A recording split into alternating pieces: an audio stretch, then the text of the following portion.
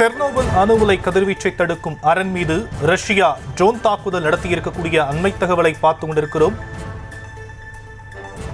1986 செர்னோபிலில் 4வது உலை வெடித்ததில் கதிர்வீச்சு காரணமாக 2000 பேர் பலியாகியிருந்த நிலையில் கதிர்வீச்சை தடுப்பதற்காக அந்த உலை பாதுகாப்பு கவசம் கொண்டு பாதுகாக்கப்பட்ட நிலையில் தற்போது அதன் மீது ட்ரோன் தாக்குதல் நடத்தப்பட்டிருக்கக்கூடிய அண்மை தகவல் வெளியாகியிருக்கிறது. விவரங்களை செய்தியாளர் ஸ்ரீராம் வழங்க கேட்கலாம். ஸ்ரீராம், என்ன நடந்ததுங்க? வணக்கம் ஷியாம். செர்னோபில் அணு உலை மீது தாக்குதல் நடந்துள்ளதாக உக்ரைன் அதிபர் ஜெலன்ஸ்கி தெரிவித்துள்ளார். செர்னோபில் அணு உலையை தடுக்கும் அணு உலையிலிருந்து கதிர்வீச்சை தடுக்கும் கவசமானது அரணாக அமைக்கப்பட்டுள்ளது.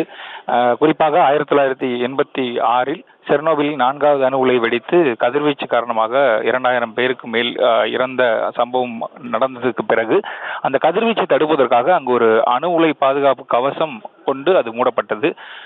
இந்த அணு உலையில் தயாரிக்கப்படும் அணுசக்தியிலிருந்து வரும் கதிர்வீச்சுகள் வெளியேறாமல் தடுப்பதற்கு அந்த பாதுகாப்பு கவசம் அரணாக இருக்கும் என தெரிவிக்கப்பட்டிருந்தது. அந்த சக்தி வாய்ந்த கதிர்வீச்சை தடுக்கும் அந்த அரண் மீது தற்போது ரஷ்யா ட்ரோன் தாக்குதல் நடத்தியுள்ளதாக உக்ரைன் அதிபர் ஜெலன்ஸ்கி குற்றம் சாட்டியுள்ளார்.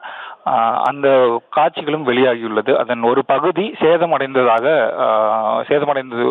தகவல்களும் காட்சிகளும் வெளியாகி இருக்கிறது. இதனால் கதிர்வீச்சு இருக்குமா என்ற அபாயமும் அதில் ஏற்பட்டுள்ளது. குறிப்பாக அந்த கவசம் மீது ட்ரோன் தாக்குதல் நடைபெற்ற நிலையில் ஒரு பகுதியானது அதில் முழுமையாக சேதமடைந்துள்ளதையும் அதுக்கான காட்சிகளும் வெளியாகி இருக்கிறது. ஷா,